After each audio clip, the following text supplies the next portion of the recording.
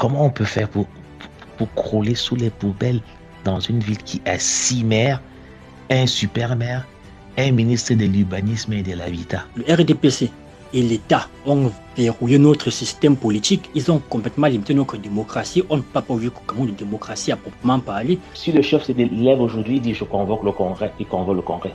S'il n'a pas envie de convoquer le congrès, il n'y aura pas de congrès. Est-ce que c'est un parti moderne? Non. La gestion des ordures qui dépassent l'État, c'est la preuve en fait que, comme je disais, en 40 années, l'État n'a pas travaillé, il a échoué.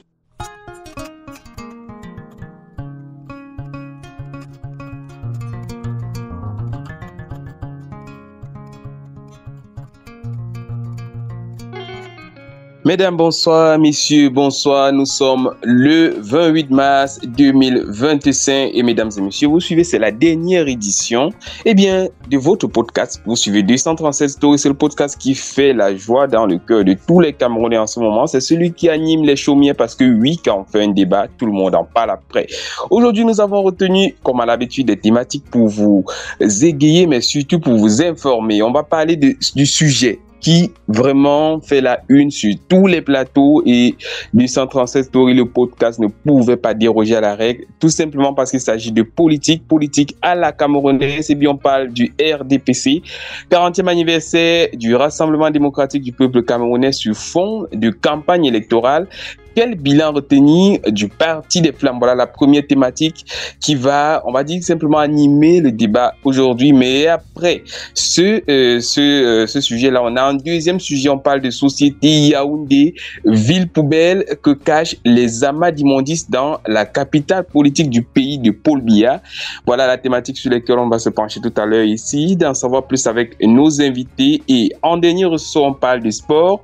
Qualification pour la Coupe du Monde 2026 au Maroc, le Cameroun montre deux visages sur le stade. Les batailles en coulisses se poursuivent entre-temps. Samuel Eto'o, Marc Brice, Minsep, voilà les personnalités qui font la une. Il est exactement 20h passé d'un peu plus de 47 minutes. Vous suivez les débats, nous sommes sur 237 Stories et voici les personnes qui ont confirmé aujourd'hui leur présence. D'abord, on a Sepiro. J'aime le présenter comme un activiste, comme un libre penseur, comme une personne qui n'aime pas qu'on lui dicte les choses parce que ce sont les médias qui ont dit, parce qu'il aime se faire sa propre idée et il aime aller sur le terrain. Aujourd'hui, il a décidé de venir avec tous ces différents sujets que je vous ai dit parce qu'il va donner son avis. C'est Pierrot, bonsoir et bienvenue. Bonsoir CWK et merci. J'espère que tu vas bien. La semaine a été? La semaine, elle est là. Elle n'est pas encore terminée, mais bon, ça va. On va dire que pour nous, elle s'achève. C'est le mois surtout qui est en train de s'achever et comme à l'accoutumée, on commence à comprendre déjà comment ça fonctionne à 237 Stories. Est-ce qu'il y a un sujet qui t'aura marqué, qui aura attiré ton attention tout particulièrement? Oui, moi je dirais deux sujets qui ont attiré mon attention. Et qui ne sont pas à l'ordre du jour? Qui sont pas à l'ordre du jour, bien évidemment. Bien sûr. Quel sujet? Le premier, c'est le retour du sous-préfet Djida Bato. Après 5 mois qu'il a été enlevé, et nous sommes contents qu'il soit de retour parmi nous, vivant surtout. Donc, c'est vrai qu'on ne connaît pas quelles sont les différentes concessions que le gouvernement a fait pour son retour. Mais nous sommes contents qu'il soit vivant et qu'il soit bien portant, qu'il ait retrouvé sa famille. C'est une bonne chose qu'on n'est pas perdu, nous, Camerounais.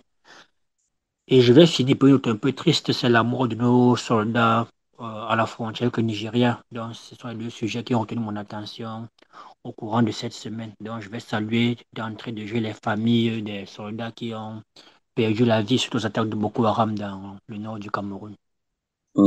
C'est vrai qu'on parle exactement de 12 morts désormais. Lors de ce jour malheureux, je pense que ça fait 3 jours, on parlait d'un mort, mais là on en est à 12 officiellement. Et on a envie de dire tout simplement à tous ces soldats, ces vaillants soldats qui nous permettent de débattre en ce moment, qui nous permettent de dormir en paix, de dormir en toute quiétude.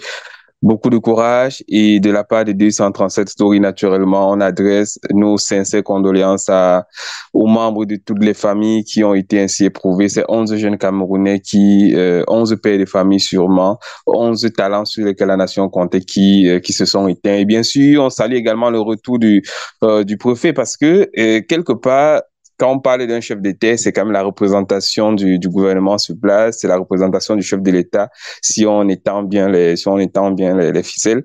Et le voir revenir, je sais qu'il y a des rumeurs qui disaient qu'il y a encore, je pense, un adjoint qui était encore sur place, mais déjà voir une personne revenir, ça veut dire que quelque part, on a su trouver les mots justes pour convaincre les ravisseurs.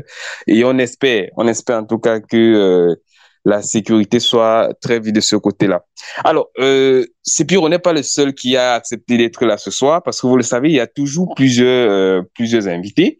Et aujourd'hui, l'un des doyens, pour ne pas dire le doyen même, celui-là qui ouvre la porte et qui la ferme généralement, c'est Chicharito, le gars qu'on ne présente plus, celui-là qui s'est battu pour corps et âme pour dire chaque fois qu'il avait émission, lors des années précédentes, à chaque fois il disait justice pour Martinez Zogo. Chicharito, bonsoir et bienvenue au débat. Bonsoir à ces deux cas. Bonsoir également à mon frère Sepiro. Merci une fois de plus de m'avoir convié à ce moment d'échange. Profite également de l'occasion pour dire bonsoir à tous nos auditrices et auditeurs. Comme tout le monde, tu as forcément des sujets aussi bien en Afrique, au Cameroun ou bien ailleurs qui auraient marqué ton attention. Non, pas spécialement. Je pense que les principaux sujets, on va les évoquer et quelques sujets qui n'ont pas été mis à l'ordre du ont été évoqués par Sepiro. Donc, moi, tout ce que je vais dire, c'est souhaiter une très bonne fête de Ramadan par anticipation à nos frères musulmans. Voilà. Ouais, c'est vrai que le long mois de jeûne du Ramadan de nos frères musulmans va s'achever. Il devrait s'achever normalement dimanche ou lundi, pour qu'on peut, une fois que la lune aura apparu. Donc, on a envie de leur dire encore un peu de courage parce on atteint déjà la voie de la sortie. Qui n'oublie pas de nous inviter aussi, parce que c'est toujours un plaisir de venir casser le soumail avec eux parfois et leur dire que ben, on prie ensemble, on endure ensemble et bien on se soutient ensemble. Surtout dans la nourriture, on va dire comme à la camerounaise. On va être Exactement. un brin sérieux et on va dire déjà qu'il y a pas mal de personnes qui étaient conviées à ce débat. Notamment, et on devrait en parler pendant les semaines à venir encore, c'est Manuela Yango. Elle est de la communication du CIEE. Le CIEE, je vais vous en dire un peu plus tout à l'heure. C'est tout simplement un événement à ne pas manquer. C'est un événement qui parle de l'entrepreneuriat et quand on parle de l'entrepreneuriat, donc c'est surtout une conférence internationale sur l'écosystème entrepreneurial. C'est le CIEE donc. Une conférence qui aura lieu durant le mois d'avril, exactement pendant la fin du mois d'avril. Je reviendrai dessus tout à l'heure au cours de l'émission pour vous dire exactement de quoi il s'agit. Et nous aurons l'honneur de recevoir donc Manuela Yango la semaine prochaine pour tenir de long en large toute une interview pour savoir de quoi il s'agit. On sait que ce sera du côté du Cameroun pour cette 5e édition. On aura fait le tour de plusieurs autres pays, le Maroc.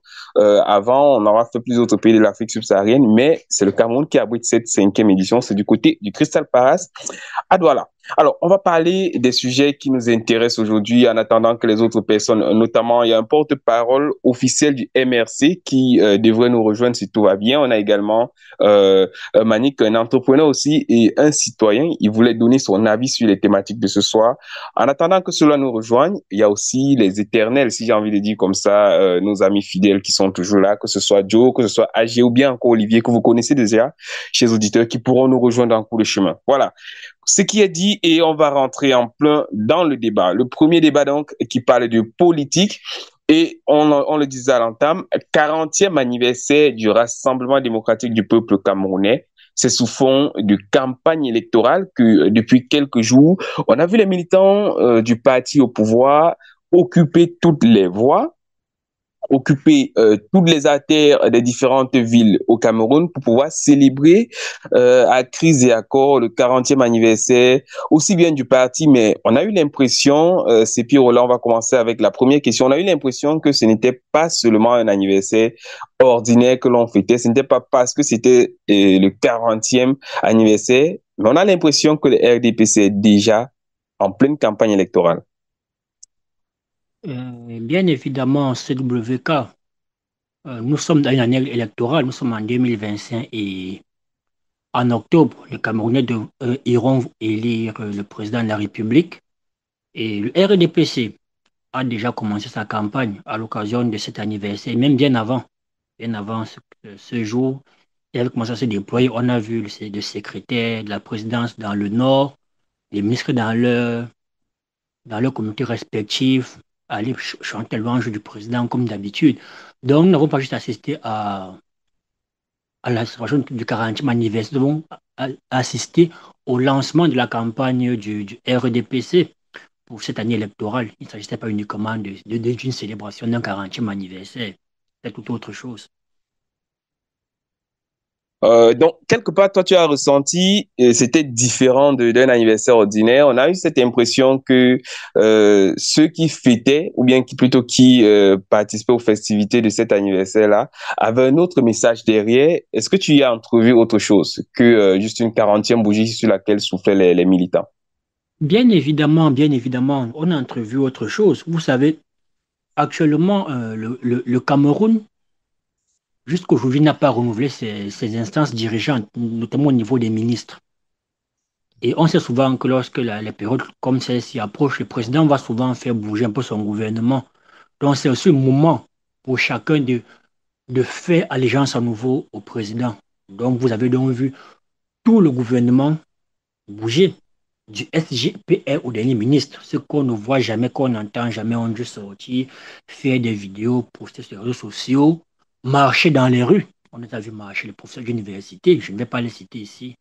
Ils marchent dans les Bon, rues. c'est officiel. On a vu Mathias Eric Onanguini, professeur d'université, qui est, pour une fois, on a dit, il a montré le visage que Stettin lui disait déjà, il disait qu'il avait, c'est-à-dire celui d'un défenseur du RDPC.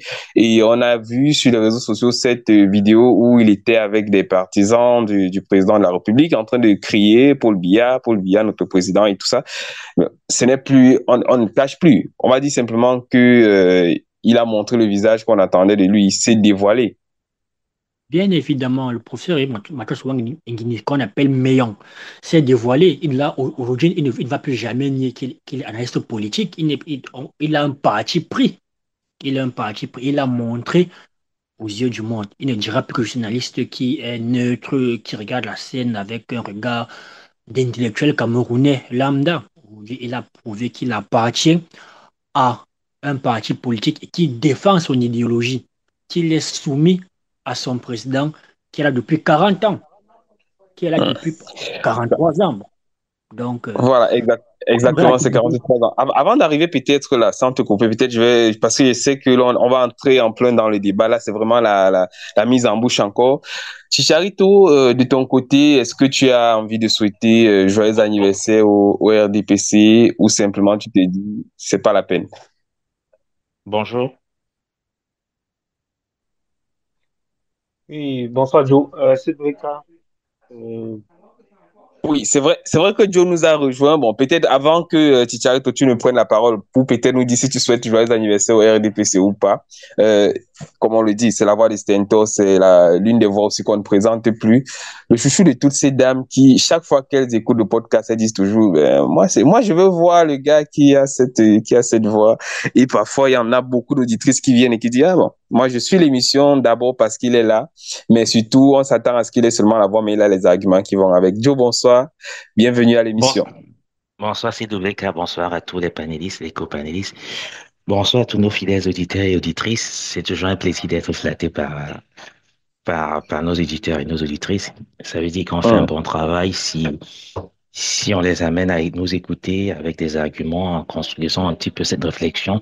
C'est un peu cela qu'on s'est donné comme credo, de pouvoir éduquer les masses pour que on ait un Cameroun nouveau. C'est toujours un plaisir de vous rejoindre, c'est toujours un plaisir de discuter avec vous. de croiser le verbe avec vous pour qu'enfin des confrontations et des divergences, on puisse trouver un chemin. Voilà, je Ouais, profite comme c'est ça en fait aussi pour, le chemin qu'on espère trouver ensemble ce soir. voilà, et je profite aussi pour faire un coucou à une fidèle auditrice, Redine Diana, qui nous suit si attentivement. Bonsoir à tous et voilà, j'attends vraiment toute parole.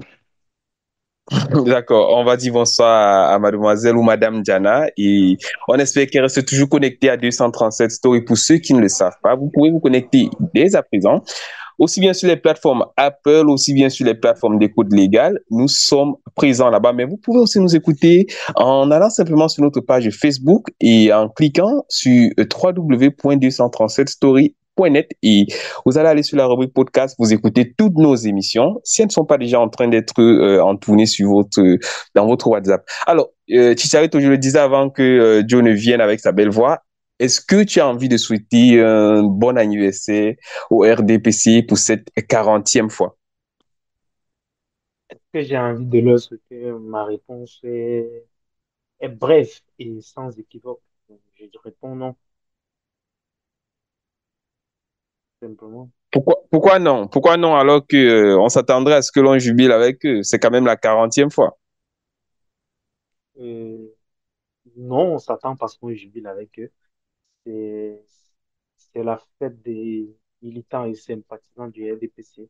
Ça ne concerne en rien les autres Camerounais, ceux qui ne sont pas de ce bord politique. Donc, nous n'avons pas à fêter quoi que ce soit avec eux. Et la prochaine thématique que tu vas que tu as mis en débat, euh, me permet d'aller dans ce sens en disant que nous n'avons absolument rien à fêter avec ce parti-là. Et je tiens toujours à souligner que le logo, je sais pas si je peux dire ça comme ça, le symbole de ce parti, c'est une flamme. Et cette flamme-là nous consume depuis Une bien flamme trop ardente. longtemps. Il faut même préciser une flamme ardente. Exactement, qui nous consume depuis bien trop longtemps. Et comme Sepiro l'a dit tantôt en début d'émission, il faudrait que nous tous nous mettions à pied d'œuvre en cette année 2025 pour jeter qui du sable, qui de l'eau, bref, que nous fassions tout notre possible pour éteindre cette flamme et qu'elle arrête de nous consumer. Voilà ce que je peux dire d'entrée de jeu. On va dire que tu as envie d'étouffer la bougie qui est sur le gâteau d'anniversaire. Ce n'est pas de gaieté de cœur, en tout cas, que tu prends leur anniversaire, mais juste peut-être le moment pour nous de justifier, s'il le fallait encore quelque chose. Nous avons essayé à 237 Story, du moins, en tout cas, je l'ai pris personnellement, d'essayer de joindre le maximum de personnes représentant le RDPC et pour pouvoir venir défendre au moins le bilan du parti politique qui est le leur, c'était pratiquement des réponses négatives. C'était tout le monde qui avait une sorte de crainte pour dire qu'on ne fait pas en quelque sorte le procès d'un parti politique, mais on dit ce que l'on a ressenti, on dit ce qui est. Et maintenant, s'il y a un droit de réponse, on est ouvert pour toute personne du RDP, qui voudrait bien venir défendre ou bien dire ce qu'il pense de son parti. Donc, on va continuer avec Joe. Joe, 40e anniversaire du parti au pouvoir, on va dire que ça fait quand même... Est-ce que tu as l'impression à un moment que ça a trop duré ou bien que c'est très bon, on doit continuer sur la même voie, vive les RDPC, joyeux anniversaire à eux? Bon, ouais, 40 ans, c'est l'âge de la maturité, c'est l'âge de la sagesse. 40 pour tout être humain, ça symbolise un chiffre où on doit prendre des résolutions, on doit changer. 40, c'est parfois le nombre de semaines de grossesse pour naître, pour faire naître un enfant. Ça tombe bien, on est au moment de carême. Les chrétiens, ils ont 40 jours de carême pour la repentance. Ah, la J'ai- symbolique du 40, du chiffre voilà, 40. la symbolique du chiffre 40. Hmm. Maintenant, après 40 ans d'existence, on doit parfois, c'est le moment de se poser et se dire, voilà, j'ai 40 ans. La vie, généralement, l'espérance de vie tourne autour de 80 ans. On a fini la pente montante, on va entamer la phase descendante. Qu'est-ce que j'ai fait pendant ces 40 dernières années? Mais voilà, c'est dommage de le dire ainsi, mais on a l'impression qu'on a vécu 40 ans de misère et qu'on a reculé. On n'a pas beaucoup avancé, sinon on a beaucoup reculé avec ce régime-là. Et quand on parle de 40 ans d'anniversaire du RDPC, je le prends un peu avec doute parce que le RDPC n'est pas né comme les autres partis que nous connaissons, un petit peu le MRC, le PCRN, le SIF. Ce ne sont pas des partis qui se sont battus pour exister. C'est au congrès de 85, à Bamenda, que lors du discours général, le président prend la parole et transforme l'UNC de l'époque en RDPC. Donc, au-delà de 40 ans, on va se dire que peut-être on est en train de fêter les 60 ans, les 80 ans de l'UNC, je ne sais pas. Bon, ça Toujours vaut la est-il peine que de préciser sans te couper que c'était d'abord le parti unique avant c'était, le parti oui, unique UNC qui est devenu multiparti, qui est sous devenu le aujourd'hui, multipartisme. Oui, qui voilà. est devenu aujourd'hui, on ne sait plus si c'est un parti d'État, si c'est un parti de l'État ou c'est un parti État. Toujours est-il que le RDPC se vante aujourd'hui d'être, de mailler un petit peu tout le territoire national. Mais c'est aussi parce qu'il utilise l'appareil de l'État, il fait répression aux autres partis politiques et l'expression démocratique n'est pas très, le jeu démocratique n'est pas assez équilibré. Voilà, ces 40 ans, on va leur souhaiter joyeux anniversaire. Ils ont le mérite d'avoir existé Mhm. 40 ans et d'avoir permis aux autres partis aussi de se remettre en question, de pouvoir avancer, même si le jeu n'est toujours forcément pas ouvert. Je souhaite joyeux anniversaire aux militants du RDPC, la politique ou bien, c'est pas l'affrontement, c'est Tu en pas fais la guerre. partie ou bien tu n'es pas de ce parti-là? Non, pour conserver mon objectivité, je préfère ne pas être encarté dans une case. Oui, mais Ouais, c'est vrai que si, si Olivier était là, Olivier, lui, il aime bien assumer le fait d'être du PCN et je sais que tu aimes bien le titiller comme un Chicharito voilà. également. Bon, Dommage, c'est pour ça que j'essayais d'être certain d'être bien rassuré. c'est compliqué parce que si après 40 ans, on arrive à trouver personne pour qui vienne défendre un bilan, c'est qu'il n'y a pas de bilan ou encore le bilan est lourdement négatif. Même Olivier, qui fait partie de la maison, qui aurait pu venir de temps en temps se prêter à ce jeu-là, il a compris que c'est assez délicat, c'est assez lourd. Bon, Il y a rien. on va pas faire le procès d'Olivier quand il n'est pas là. On va les laisser quand même. Mais on a quand même des questions un peu plus croustillantes parce qu'il y a des choses qui se sont passées ces 48 dernières heures et c'est Pierrot, ça donne l'occasion pour toi qui es parfois un homme de terrain de nous en dire plus. Le RDPC a eu deux activités très marquantes ces derniers jours. D'abord, la première activité, il y a un adhérent du RDPC qui a porté plainte contre Paul Biya, oui, qui porte plainte contre Paul Biya en disant que le parti au pouvoir n'a pas fait de congrès depuis et que clairement, c'est un congrès pour désigner qui doit être le candidat à l'élection présidentielle à venir en octobre prochain et que ce n'est pas de ipso facto Paul Biya. Actuellement, la plainte est déjà portée et on attend la suite. Là, c'est la première des choses. Et la deuxième actualité qui date de moins de 48, toujours dans cette semaine, c'est le président Paul Biya qui a procédé à la nomination de plusieurs cadres dans le parti. Alors, cette nomination intervient quand même, on va dire, c'est quand même assez curieux et ça fait un peu déjà le schéma de ce qui pourrait se passer pendant la campagne électorale à venir. Il y a des chefs traditionnels, notamment le chef des Bamoun qui est parmi. Il y a également, en plus des chefs traditionnels, des ministres. On voit notamment le ministre Betty Assomo, qui est ministre de la Défense, qui est parmi. Et on a encore cette curiosité-là de voir des universités qui sont parmi, notamment le recteur de l'université de Tchang. Donc, juste pour vous dire à quel point les différentes strates de la société ont été touchées. Alors, c'est Pierrot, j'aimerais d'abord connaître quelle est ta lecture Une fois, de cette actualité. juste une parenthèse avant de te laisser Oui, continuer, Théo. c'est des cas. Oui.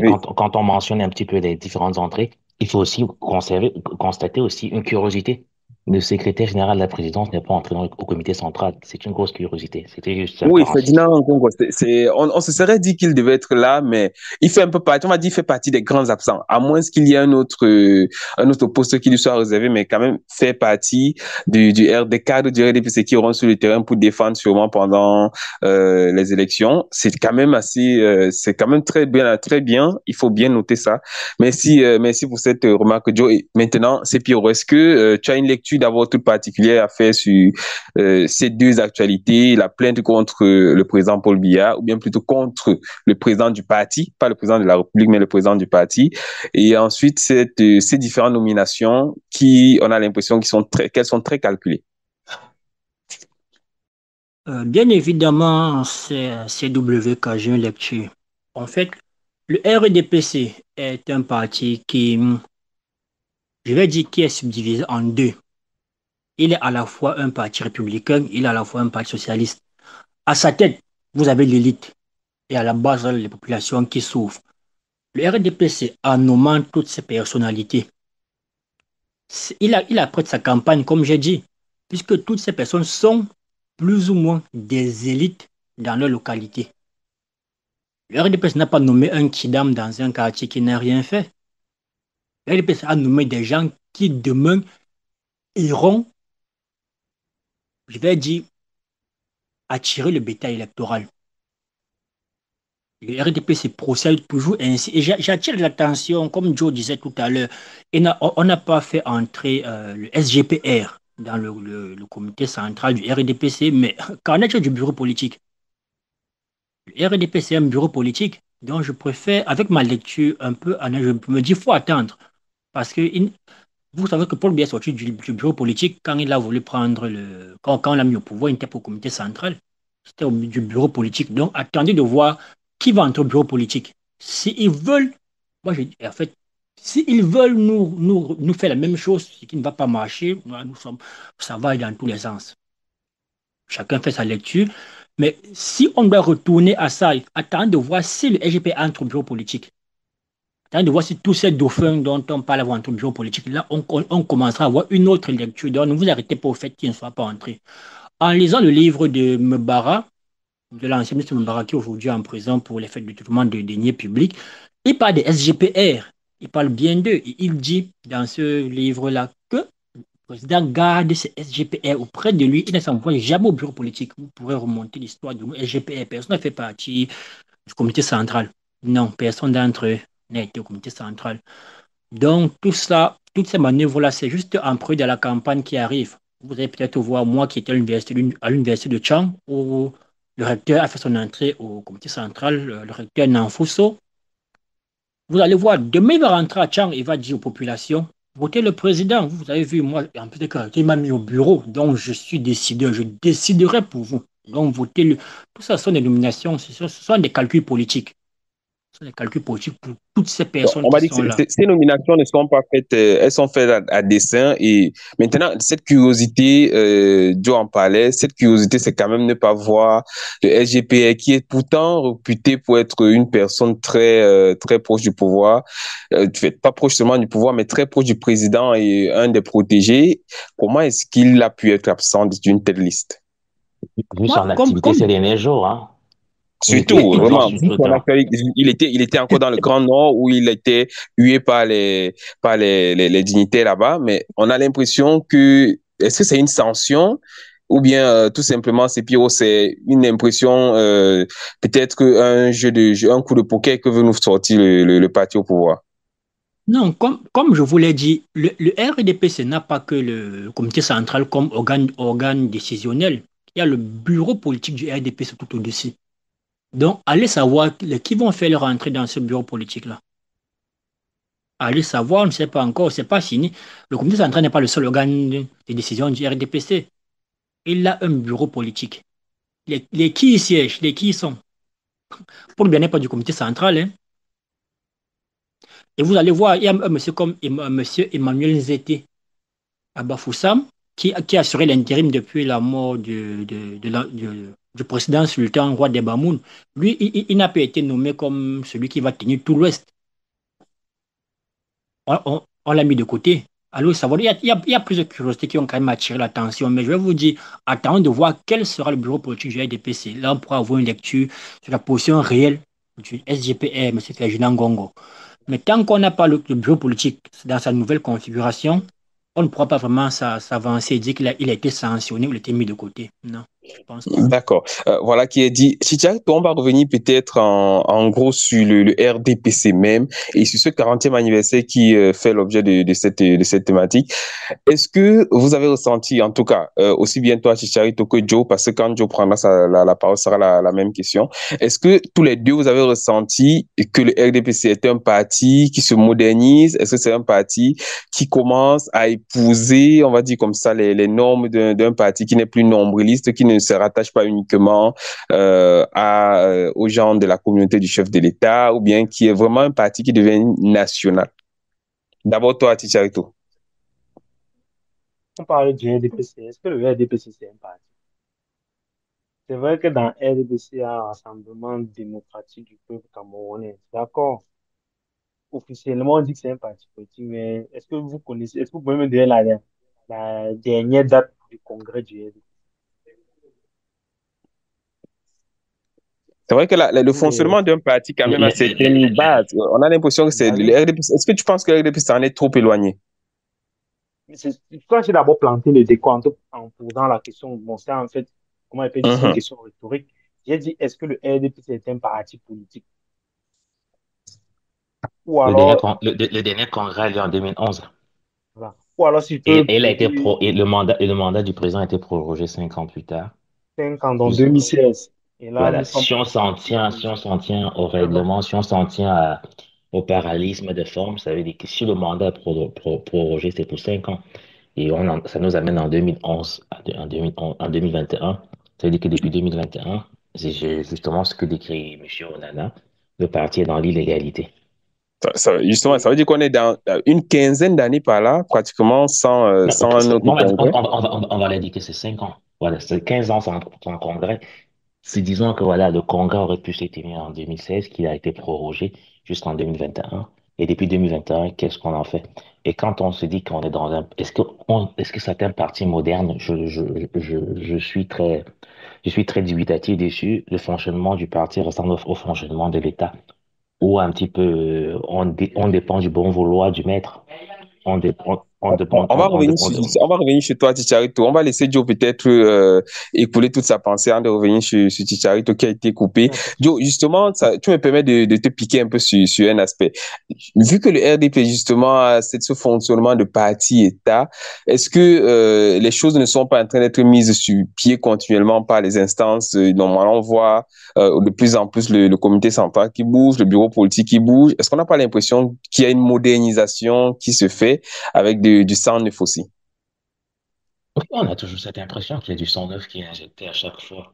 Mais toujours est-il que quand on prend la tête et les dirigeants du RDPC et ceux qui l'incarnent, quand ce soit le président de l'Assemblée nationale, que ce soit voilà, qui est un poids lourd, que ce soit le président du Sénat, qui est un poids lourd, que ce soit le président que ce soit le président du parti, du président de la République, on se rend compte, voilà, vous me direz à quel niveau on trouve la jeunesse.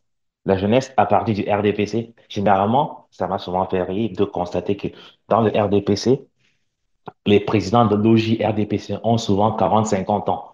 Donc, on se demande à quel moment s'arrête la jeunesse RDPC et quand est-ce qu'on peut compter sur la jeunesse? Est-ce que c'est un parti qui donne sa chance aux Oui, jeunes? ça prête un peu à sourire parce qu'on se dit, est-ce que quelque part la jeunesse du RDPC serait à l'image de la gérontocratie un peu de Ouais, gouvernance? qui nous C'est-à-dire, tient aujourd'hui, voilà, c'est un peu, on a des est-ce que questions, le RD... on a le droit de se poser certaines questions en tout cas. Non. Pour être honnête, on n'est même pas en droit de se poser cette question parce que les réponses sont visibles sous nos yeux. On peut avoir quelques échantillons par-ci, par-là, avoir les communicants du RDPC qui sont tout jeunes, mais après, ils s'arrêtent là, à faire du bavardage. Les organes qui décident, on ne voit pas de jeunes y entrer. Le sultan roi de Bamoun est entré. Certes, il est jeune, mais il est entré parce qu'il est sultan roi de Bamoun. C'est pas par ses qualités de militantisme de base qu'il y est entré. C'est parce qu'on se dit, voilà, c'est dans une région où l'opposition est assez forte, on va faire entrer quelques têtes fortes pour pouvoir contrôler cela. Donc, pour répondre à la question, est-ce que le Mhm. RDPC, c'est un parti moderne? J'en doute très bien parce qu'un parti moderne, ça tient des comptes régulièrement. On voit des membres qui donnent leur cotisation. C'est plutôt parfois l'inverse. On voit des gens qui sont payés pour venir marcher pour le RDPC. C'est un parti qui s'appuie foncièrement sur l'appareil et de l'État à tous les Mhm. niveaux. à tous les niveaux. Donc, on ne peut pas vraiment dire que c'est un parti moderne. Un parti moderne, c'est des partis de l'État. On arrive à faire la différence entre le parti et l'État. Mais non, le RDPC, est-ce qu'il va résister au départ de son chef comme l'UNC? L'UNC est parti, on a transformé en RDPC parce qu'Aïdjo n'était plus là. Est-ce qu'après l'actuel président, le RDPC va suivre ou bien est-ce qu'il va encore changer de nom pour redevenir autre chose?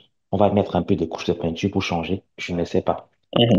Les partis qui sont amenés à être pérennes ont des institutions qui ont des modes de fonctionnement qui sont assez clairs pour tout le monde et ils donnent la chance à tout le monde. Aujourd'hui, on n'a pas l'impression que la RDPC donne sa chance à tout le monde quand tout dépend du chef. Quand tout dépend du chef. Si le chef se lève aujourd'hui, il dit je convoque le congrès, il convoque le congrès. S'il n'a pas envie de convoquer le congrès, il n'y aura pas de congrès. Est-ce que c'est un parti moderne? Non. Alors, Joe, merci déjà pour ton intervention. Chicharito, on va revenir sur toi parce que tu avais des choses intéressantes à nous Et dire, mais désolé, peut-être Ticharito, de t'avoir coupé. bon, ça te permet une fois ta prise de parole. Pour te lancer, Chicharito, est-ce que quelque part après 40 ans, on peut dire simplement que le RDPC est sur la bonne voie malgré tout ce qu'on peut lui reprocher? On est en train de voir un parti qui, non seulement qui se déploie parce que c'est quand même le parti qui est le plus représenté. Quand on parle de parti politique au Cameroun, c'est le plus représenté sur l'ensemble du territoire national. Mais qu'est-ce qui manque au RDPC pour être le véritable parti qu'on voudrait qu'il soit? C'est-à-dire discipliné, non seulement discipliné, mais qui respecte vraiment ses textes de base. Parce qu'on a l'impression, tout le monde lui reproche de ne pas respecter ses textes de base. Voilà, tu me demandes de donner les arguments au RDPC pour qu'il reste encore 40 ans supplémentaires à la tête de l'État. Bon, Nous, peut-être que ce tu as la qu'on... formule magique qui pourrait aller, on t'écoute. Non, non, je n'ai pas de formule magique, mais ce que je veux dire, c'est que, comme je l'ai dit à l'entame, Joe, il n'y a pas de problème hein, pour la coupure, c'est un débat interactif, aucun souci. Donc, comme je l'ai dit en entame, pour moi, le RDPC n'est pas un parti politique. C'est ce que j'ai dit à l'entame.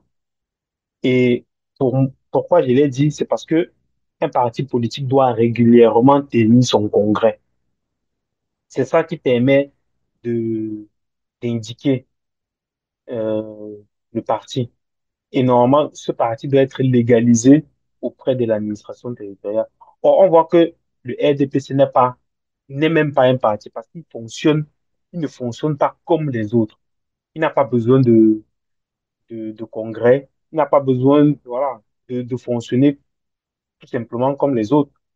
Est-ce Parce que que vous c'est regardez, l'anarchie? On va dire, c'est un parti anarchique, tout va selon le bon vouloir du chef, on mais ne respecte rien. je suis un professionnel des médias. Hein. Je ne me rappelle plus exactement l'année. Je ne sais plus si c'était peut-être en 2022. Je n'ai plus l'année exactement en tête. Mais on sait tous que lors du renouvellement des organes de base du RDPC, on a tous vu ce qui s'est passé. Une sous-préfecture brûlée par-ci, un militant qui a sorti une arme à feu par-là. Et à la fin, qu'est-ce qui s'est passé? Rien du tout. Le parti continuait à vaquer, bien ce que l'on qualifie de parti continue à vaquer à ses occupations. Le congrès n'est pas tenu. Euh, le bureau politique, que ce soit les membres du bureau, du comité central, certains sont décédés et n'ont jamais été remplacés. Donc, et le point fondamental, c'est que le congrès n'est pas tenu. Si le congrès n'est pas tenu, pour moi, c'est la marque même que on ne peut pas dire à ce moment-là que le parti existe et que le parti fonctionne. Maintenant, on voit un déploiement sur le terrain qui, pour moi, n'est pas un déploiement dû au militantisme. C'est un déploiement dû au fait que le, ce parti, le RDPC, s'appuie sur l'État pour fonctionner. Qu'est-ce que je veux dire par là? Si par exemple, on a les régions gouvernées qui ont à leur tête des gouverneurs, le RDPC va s'appuyer sur ces gouverneurs-là pour couvrir, pour mailler le territoire. Ensuite, va s'appuyer sur les préfets et ainsi sur les sous-préfets. Et maintenant, on voit qu'ils vont même beaucoup plus loin maintenant. Ils s'appuient maintenant sur les chefferies. Et là, vous êtes, encore une fois de plus, on l'a même parfois débattu ici. Vous voyez très bien que parfois le MINAT nomme des chefs, revoque d'autres, ainsi de suite. Et à la fin, on dit le RDPC est présent sur l'ensemble du territoire camerounais. Pour moi, c'est une vue de l'esprit. C'est une vue de l'esprit. C'est l'État qui est présent sur l'ensemble du territoire. Et derrière ça, vient s'adosser le RDPC pour profiter dans un pays normal, le pays dans lequel nous rêvons tous d'être. Nous ne souhaitons pas, nous souhaitons que le parti soit adossé, mais uniquement grâce à ses propres moyens. Et en parlant de moyens, vous êtes sans ignorer qu'il y a énormément de membres, d'anciens ministres, mais qui étaient aussi à la fois des cadres influents et importants du RDPC qui sont aujourd'hui en prison, accusés de quoi? Des détournements de fonds.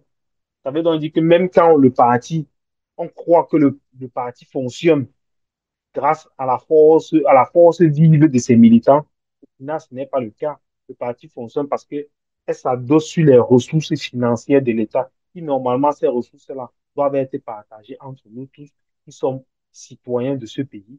Mais on se rend compte que ces ressources-là sont captées par les dignitaires du parti et maintenant redistribuées au moment des campagnes électorales vers nos mamans, vers nos frères et sœurs, avec ce qu'on connaît du pain et de la sardine. Et à ce moment-là, on dit que le RDPC est présent sur tout le territoire, le RDPC est fort et se déploie, alors que ce n'est pas le cas. Et donc, ces éléments que je mets comme ça dans mon propos, seulement pour montrer que, de mon point de vue, le RDPC n'est pas un parti politique. Simplement. Voilà. Ok, peut-être pour finir enfin avec le sujet de RDPC, Sepiro, toi tu nous diras quel est, selon toi, quel est le bilan que l'on peut dresser véritablement du parti aux flammes 40 ans plus tard. Oui, c'est WK, comme on dit, on pas fêté 40 ans. Comme Joe a dit, c'est l'âge de la maturité et tout. On pas fêté 40 ans sans vraiment jeter un regard en arrière. Et se poser la question, qu'est-ce qu'on a fait pendant 40 ans? Le RDPC n'est pas un parti politique comme les autres au Cameroun. C'est un parti État. Le RDPC, c'est l'État. Quand on dit l'État camerounais, on voit Paul Biya. Quand on dit RDPC, on voit Paul Biya. Tous les ministres qui occupent les fonctions au Cameroun sont du RDPC ou, s'ils ont un parti, sont des partis satellites du RDPC. Donc, pour faire un bilan ramassé, je ne vais pas aller dans le même sens que Chicharito, pas pour dire que je suis opposé à lui, mais pour lui dire que le RDPC a bénéficié de l'ancrage national de l'UNC, du parti de Aïdjo, donc le parti précédent. Donc là, ils ont maintenu cet ancrage-là. Ils sont sur le temps du territoire national avec le parti unique, ça les a profité. Le RDPC aussi, il s'est maintenu pendant 40 ans. C'est à son actif qu'on doit mettre ça. Pendant 40 ans, ils ont tenu les rênes du parti, peu importe avec la manière, la violence, les menaces, les représailles et tout. Ils ont quand même tenu pendant 40 ans. C'est à mettre à leur actif. Maintenant, ce qui est plus difficile, c'est que le mauvais a éclipsé tout ce qu'ils auraient pu faire. Même s'ils n'ont rien fait déjà, mais c'est encore pire. On va voir peut-être au niveau de le RDP, certains partis autoritaristes comme l'État camerounais, puisque le RDPC et l'État ont verrouillé notre système politique. Ils ont complètement limité notre démocratie. On ne peut pas aujourd'hui comme de démocratie à proprement parler.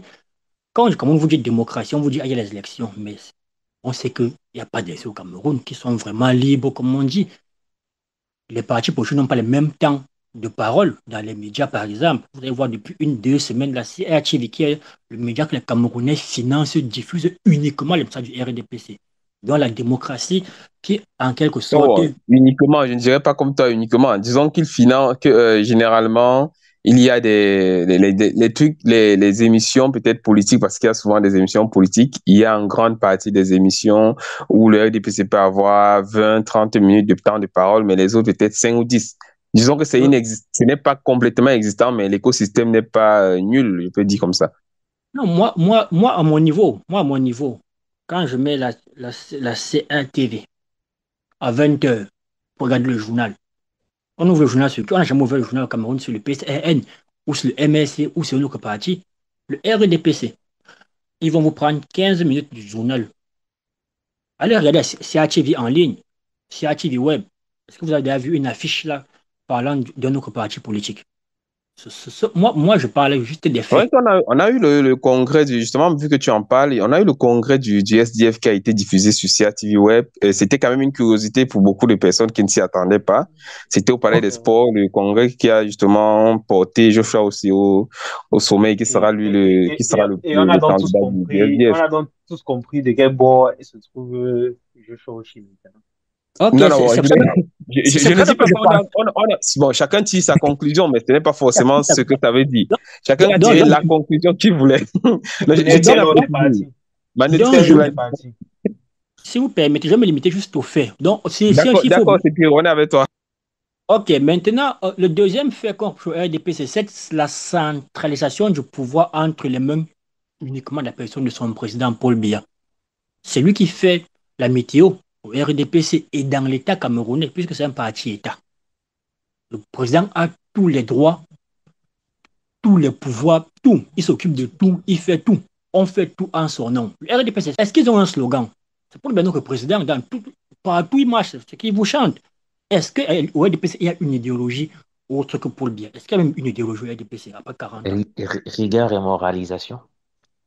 Ah, non, mais attends, la rigueur, Unité, démocratie et progrès, je pense, c'est le slogan du RDPC. Bon, pas le slogan, c'est, comment on appelle ça encore là? Mais je pense que c'est vraiment le leitmotiv, unité, démocratie et progrès. leur devise, Leur leur devise, devise. voilà, c'est le mot que je cherche, c'est leur devise. Non, c'est Oui, rigueur et oui. moralisation, les gars. Maintenant, rigueur et moralisation, c'est plus des slogans de campagne, un peu comme on dit, comme Ils ont les vendu différents slogans de campagne. c'était leur offre politique pendant un temps. Mais est-ce que quand on avance, vous ne voyez pas que c'est la personne du président qui est toujours mise en avant? Est-ce que vous avez vu un seul instant pendant un passage télé que quelqu'un a prononcé ce slogan ou bien cette devise du RDP? Moi, je ne la connais pas. Pourtant, je suis camerounais. Ce qu'on dit en longueur de journée finit par que le cerveau. Moi, je n'ai jamais écouté ça. J'avance au niveau de la corruption. Tout à l'heure, Thierry faisait On un va bilan. avancer un peu vite parce que on va passer la parole aux autres aussi pour qu'ils nous dressent ce qu'ils peuvent du bilan. Je vais conclure sur deux points. La stagnation économique, malgré notre potentiel sur tous les plans, on ne décolle pas économiquement. Et enfin, les tensions. Avant, nous vantait quand même la paix, comme en disant que voilà, c'est ce qu'on peut compter. Mais si nos soldats continuent de mourir, si dans la zone anglophone, nous sommes divisés, c'est parce qu'il n'y a pas de paix. Donc le RDP a échoué. Ces 40 ans-ci, moi je me dis, c'est 40 ans de trop. Et en octobre, il faudra qu'on prenne toutes les mesures, tous les moyens pour éteindre la bougie. Comme Thierry toi dit au début, on doit éteindre cette flamme-là. Merci. Voilà, qui est dit en tout cas. Et on va continuer avec toi, Joe. Et cette question toujours relative au bilan. Est-ce qu'après 40 années, on n'a pas le temps de penser à un successeur? Est-ce que avec l'année 2025, on peut voir se dégager clairement une sorte de dauphin au président Paul Biya? Ah, ça fait 40 ans. À chaque fois qu'on a connu un dauphin, il lui est arrivé un malheur. Donc, je crois qu'il y a un petit peu la malédiction du dauphin au RDPC. Même si un dauphin peut être connu, tout le monde a peur de se prononcer comme dauphin. Parce que, voilà, il y a une phrase qui est tellement connue dans les milieux, Est-ce que ce n'est pas au président de désigner son dauphin? mais à chaque fois qu'il a voulu désigner un dauphin, à un moment donné, on s'est attendu. On s'est dit, ce serait Marafa Amidou Yaya, après, ce serait Mebara, après, c'était Laurent Esso. Chaque fois, chacun a eu son tour. Et comme on dit généralement, on entre généralement au conclave comme pape et on en ressort comme cardinal. Donc, tous ces gens sur qui on a parfois, on s'est dit parfois, c'est le dauphin, c'est le dauphin, c'est le dauphin. Et c'est jamais arrivé. Mais, et même cette histoire, et même cette politique des dauphins, de dauphinat, je n'y suis pas d'accord parce que, comme disait Barack Obama, il faut compter sur des institutions fortes et non sur des personnes fortes. Aujourd'hui, on en est amené à compter sur une personne forte pour qu'il nous désigne son successeur comme si on était dans un royaume. Ben non. Aujourd'hui, aucun dauphin ne se définit parce il dessine parce qu'il y a la malédiction du dauphin. Et quelque part, on s'est dit qu'à un moment donné, ayant éliminé tous les dauphins, il restera qu'un seul, ce sera le fils du président de la République, qui sera le dauphin naturel, comme dans un royaume, et il passera à ce moment-là. Et comme tous ne peuvent pas s'entendre sur un dauphin, ils vont choisir, comme on dit souvent en mathématiques, le plus petit dénominateur commun, et ce sera le fils du président de la République. Aujourd'hui, il y a le mouvement du franquisme qui est né. On en parle, on en parle. J'ai souvent entendu dire que, bah oui, Maurice Kamto doit se désolidariser de la base. Tel doit se désolidariser de telle chose. Mais on en parle du mouvement franquisme. Franck Biya ne s'est jamais désolidarisé de ce mouvement-là. Ou bien le RDPC. On laisse avancer un flou et après on verra. Bam, un dauphin sortira du chapeau et c'est celui qu'on attendra le moins. Hmm. En tout cas, ça semble un peu, les dés semblent jetés. On va finir peut-être sur ce sujet avec toi, Chicharito, justement, pour parler toujours du bilan. Une fois que cette histoire du dauphin peut être trouvée ou pas, est-ce que pour toi, tu penses que inlassablement Paul Biya sera au terme de cette année le candidat du RDPC ou bien on peut avoir une surprise comme ça qui viendrait de nulle part? Euh, mon souhait, c'est qu'il soit candidat. C'est mon souhait. Mon souhait, c'est qu'il soit candidat et mon souhait, c'est qu'il soit battu. C'est ça mon souhait. Mon souhait, c'est qu'il soit candidat. Et le le Dauphinat au RDPC, honnêtement, ça ne m'intéresse pas. Soit Franck, Pierre, Paul, peu importe le candidat du RDPC qui viendra avec l'étiquette du RDPC, ce candidat doit être battu. Je dis pas extraordinaire. Admettons que ce candidat soit Maurice Kamto. Je dis pas extraordinaire. Maurice Kamto doit donc être battu aux élections. Donc, ma philosophie à moi et mon mot d'ordre à moi, c'est un quelconque mot d'ordre à donner. C'est que peu importe le candidat qui viendra du RDPC, que nous fassons front commun pour battre ce candidat-là. Et pour terminer sur le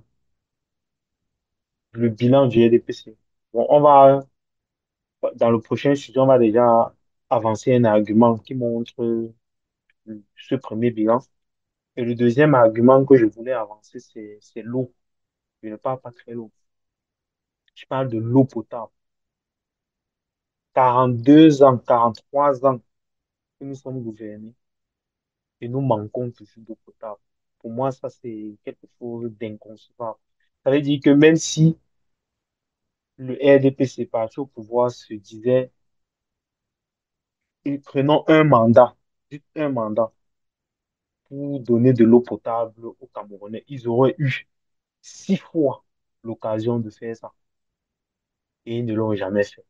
Et donc, rien que pour cette petite raison-là, je pense que il serait nécessaire pour nous tous de mettre, de dire stop à ce parti-là et de passer à autre chose. C'est parce que ce qui va arriver ne soit pas mieux, mais essayons d'abord. Et après, donnons-nous les moyens de continuer à élire les dirigeants que nous voulons pour qu'ils dirigent dans le sens que nous aurons souhaité. Voilà ce que je pourrais dire pour terminer sur cette partie-là. Puisqu'on parle d'eau, pour un petit peu rajouter d'eau au moulin de Chicharito tout à l'heure, Justement. je, je voudrais dire que chaque année, le RDPC fête ses anniversaires, que ce soit l'anniversaire du 6 avril, l'accession de son président à la magistrature suprême, que ce soit le 25 mars, l'anniversaire de la création du RDPC, c'est toujours à coup de millions et des millions, parfois des milliards. Cet argent-là aurait pu donner de l'eau à des personnes qui sont dans des villages, qui font des kilomètres et des kilomètres pour aller chercher de l'eau. Cet argent-là aurait pu donner de l'eau potable à nos citoyens. Cet argent-là aurait pu mettre des couveuses dans des hôpitaux. Cet argent aurait pu construire des écoles. Cet argent aurait pu équiper des écoles. Cet argent aurait pu résoudre le problème des OTS. Mais malheureusement, aujourd'hui, ce n'est pas le cas. Donc, c'est bien pas le souci du RDPC de donner l'eau aux populations, mais c'est d'avoir du champagne pour quelques-uns. Du champagne pour quelques-uns et peut-être de l'eau qui n'est pas potable pour les autres. On a l'impression justement, en 40 années d'existence, que le RDPC, c'est beaucoup de bas, plus que de haut, si on entend ce que disent nos invités. Alors, c'est ce qui va clore définitivement ce premier sujet, mais on a envie de dire que on n'est pas encore fini. Pardon, on n'a pas encore fini avec le bilan du RDPC. Il y en a encore. Parce que si c'est la classe dirigeante du RDPC, il y aura toujours à dire. Alors, avant de parler de la deuxième thématique, mesdames et messieurs, laissez-moi, je vous le disais tout à l'heure à l'entame de l'émission, vous parler du CIEE. C'est donc la Conférence internationale sur l'écosystème entrepreneurial. Donc, le Cameroun sera la terre d'accueil de la 5e édition. Ce sera du 24 au 26 avril 2025. C'est dans la ville de Douala.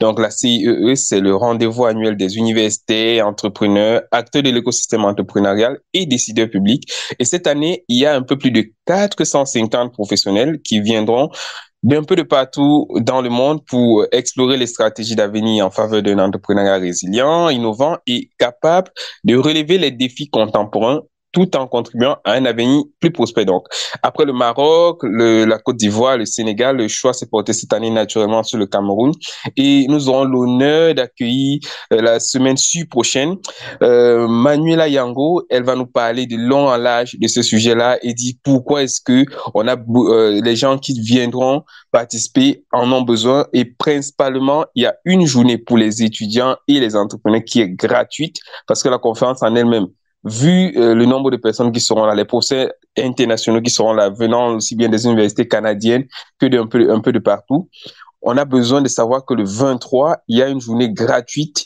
vraiment pour tous ceux qui ont des questions, réseautage, c'est l'occasion idoine de venir. Ce sera au Crystal Palace à Douala. Voilà qui est dit pour ce qui concerne le CIEE. On va rentrer encore dans le cœur du sujet, cette fois-ci un peu plus vite avec nos invités qui sont toujours là. Je rappelle, CPO est toujours connecté. Il y a également Joe, il y a Chicharito.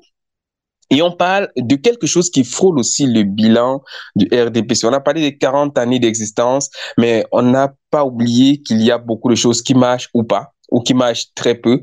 Et il y a une chose justement qui fait la une de l'actualité actuellement, c'est les poubelles. La ville de Yaoundé, qui était jadis appelée la ville la plus belle, est devenue la ville poubelle, tout simplement parce qu'on ne peut plus avancer et arriver dans un coin de la ville sans trouver des tas d'immondices.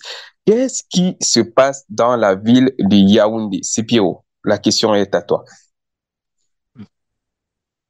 Dans la ville de Yaoundé, comme dans tout le pays, il se passe que hmm, l'État est en brousse, comme quelqu'un avait dit. L'État n'en peut plus. L'État est dépassé. L'État n'a jamais travaillé. L'État fait face à ces réalités. L'État ne contrôle rien. La gestion des ordures qui dépasse l'État, c'est la preuve en fait que, comme je disais, en 40 années, l'État n'a pas travaillé, il a échoué. L'État camerounais a royalement échoué. Je vais vous dire d'entrée de jeu. On va causer en profondeur un peu devant, mais je vous dis d'entrée de jeu, c'est la preuve que l'État camerounais a échoué à tous les plans. On aurait pu être en 2025. 40 ans de gouvernement, plus de 40 ans à tête de l'État avec les mêmes personnes qui sont censées nous conduire au développement, à un certain niveau de vie. On n'arrive pas à se déplacer à Yaoundé, centre des institutions, le visage du Cameroun. On n'arrive pas à se déplacer parce que les immondices occupent la voirie publique. Donc, je vais aller en profondeur, mais je vous dis, d'entrée de jeu, l'État a échoué. Donc, je passe d'abord la parole, puis je reviens avec mes analyses. Alors, il faut quand même comprendre quelque chose. Il y a la communauté urbaine qui est censée gérer cet aspect, mais il y a également le ministère quand même. Et on a eu l'impression que quand Madame Ketia Koutes, qui est quand même l'une des personnes qui est directement visée quand on parle des ordures dans la ville, quand elle était du côté de la ville de Baganté, Chicharito, on a vu Baganté être la ville la plus propre du Cameroun et même plusieurs fois la ville la plus propre en Afrique. Je crois qu'il y a eu 3 prix qui ont été remportés par la ville de Baganté quand Madame Ketia Koutes était de ce côté-là. Et arrivée ministre, on se dit elle devrait juste étendre sa politique qu'elle avait dans la ville de Baganté à l'échelle nationale. Mais qu'est-ce qui s'est passé, Chicharito? Est-ce que le fait d'arriver au pouvoir, le fait d'être du RDPC aussi, d'arriver justement aux affaires, est-ce que ça enlève plutôt la substance, je vais dire la substance même que les gens avaient en venant. C'est-à-dire, en venant, ils veulent travailler, mais une fois qu'ils arrivent sur place, il y a quelque chose qui fait changer tout. C'est trouvé car, comme quelqu'un avait dit, si on t'explique le Cameroun et tu comprends, c'est qu'on t'a mal expliqué. Ça, c'est par là que je voulais commencer pour répondre à ta question. C'est-à-dire que tu ne comprends pas comment, d'un point de vue local, une personne mène une action formidable et tu te dis, avec peu de moyens, réussit à faire ça. Nous allons lui donner un maximum de moyens pour faire ça à Et l'échelle espérer avoir nationale. mieux. Et une fois que tu donnes les moyens pour faire la même chose à l'échelle nationale, tu te retrouves avec une catastrophe incompréhensible. Mais est-ce que c'est uniquement de son fait? Moi, je dirais non. J'ai l'impression que maintenant, entre délégués du gouvernement, maire de ville, super maire et ministre de l'urbanisme et tout, peut-être que des compétences s'entremêlent et au final, on ne sait plus qu'est-ce qui est du ressort de qui. Et si, par exemple, on dit c'est du ressort de la mairie, est-ce que la mairie a les moyens qui vont avec? J'esquisse comme ça, peut-être, comment il dit ça? Je tente de donner une explication qui peut peut-être expliquer ce que nous observons là.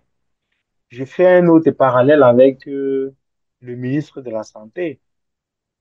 Quand il est arrivé, on le voyait bouger, faire des visites inopinées sur le terrain. Et quelques années après, on a eu le scandale de la Covid-Gate. Et récemment, on l'a entendu dire que les hôpitaux camerounais n'ont rien à envier aux un célèbre hôpital à Paris. Et là, nous tous, nous sommes tombés des nues. Nous avons Et c'est vrai suivi. qu'il avait dit que le plateau technique des hôpitaux camerounais peut rivaliser avec les plateaux techniques à Paris. On a envie de se demander pourquoi est-ce qu'on peut encore se soigner à l'extérieur quand certaines pontes du régime partent encore se soigner à l'extérieur. Mais recentrons encore le débat. Oui, Qu'est-ce oui, qui je cause le continue. problème? Pourquoi est-ce que la Moi, ville de Yaoundé n'arrive pas à se débarrasser des ordures, en fait? je continue. Après, nous avons eu une sortie du ministre délégué à la justice où on lui posait la question, est-ce que vous voyez les nids de poules, les poubelles dans la ville de Yaoundé? Et sa réponse, je ne sais pas dans quelle ville vous circulez, mais moi, là où je circule, je ne vois rien. La ville est propre. Et vous avez vu, il avait partagé une vidéo où il était sorti, il était filmé, il montrait, il disait, mais Yaoundé est très belle, il n'y a rien. Il n'y a pas de nid de poule, il n'y a pas de poubelle. Donc, on a l'impression que nos dirigeants, peut-être, vivent dans un monde parallèle. Et donc, quand tu me demandes qu'est-ce qui peut expliquer ça, bon, moi, j'ai tenté d'expliquer hein, en disant que peut-être au niveau des compétences, il y a peut-être un goulot d'étranglement au niveau des compétences. Ça, c'est une explication, voilà, une tentative d'explication que j'ai donnée. En dehors de ça, honnêtement, c'est BK, je, c'est incompréhensible. Je peux pas expliquer. Parce que Yaoundé, c'est quand même, laissons par exemple Douala, mais parlons de Yaoundé, c'est quand même capital économique, politique, pardon. Capital politique, le siège des institutions dont tous nos ministres sortent et regardent, voient ce qui se passe. Et c'est là où j'en appelle encore en disant qu'il faut vraiment que cette année soit c'est vraiment une année importante. Parce que n'oublions pas que si on avait un président qui sortait, faisait le tour de la ville, qui se promenait, qui était aux côtés de sa population, il se serait quand même rendu compte voilà, de l'état dans lequel se trouve la ville de Yaoundé en particulier et également la ville de Douala. Ouais, voilà, voilà qui est dit. Joe, on a aussi envie d'indexer la société qui est en charge généralement de la gestion des ordures. Généralement, on parle là, c'est sans publicité vraiment. On va parler d'ISACAM. C'est vrai que certains ne savent pas qu'il y a encore une grosse structure derrière. Je pense que c'est SECAM, si j'ai bonne mémoire. Mais il y a ISACAM qui est la structure qui normalement collecte les déchets ménagers. Mais il n'en est rien depuis des mois. On a l'impression que rien ne bouge. Est-ce que la faute c'est à Isacam qui, de son côté, parce qu'une fois que l'on vient faire des réclamations à Isacam, Isacam se plaint en disant qu'ils ne reçoivent aucun paiement. Est-ce que finalement la faute serait du côté d'Isacam? À qui est-ce que l'on doit vraiment, vers qui est-ce que l'on va se pencher pour se plaindre? Est-ce qu'on doit aller vers Madame Ketia Koutessi, qui est quand même le ministre de l'urbanisation? Est-ce qu'on doit aller vers les dirigeants d'ISACAM? Est-ce qu'on va aller vers les mairies? Qu'est-ce qui est blâmable dans cette affaire d'ordure?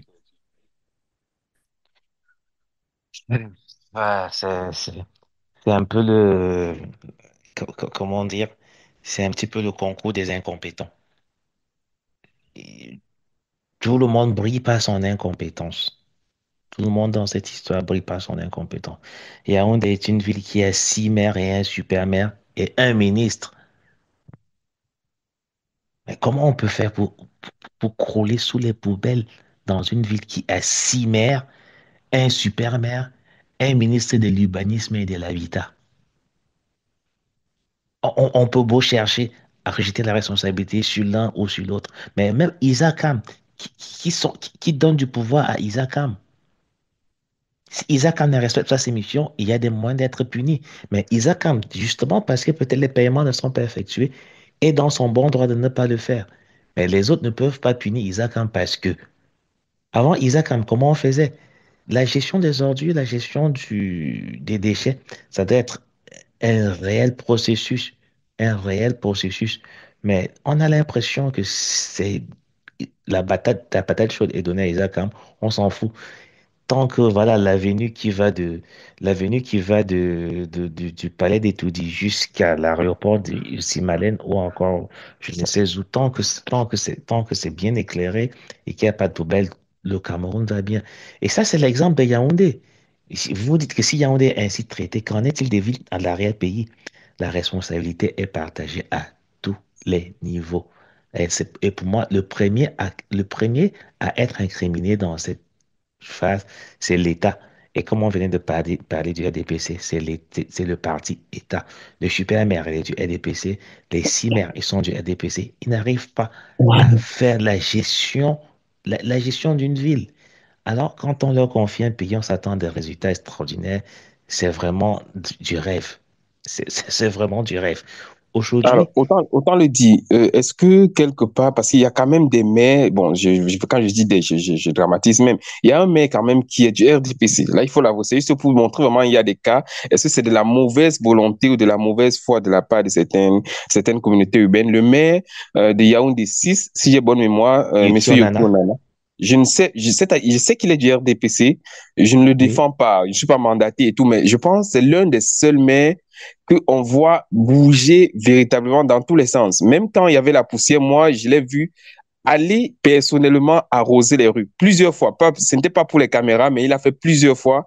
On va dire, c'est intéressant déjà, mais on a l'impression qu'il y a certains mecs qui ne veulent simplement pas s'impliquer, qui ne veulent pas donner du leur.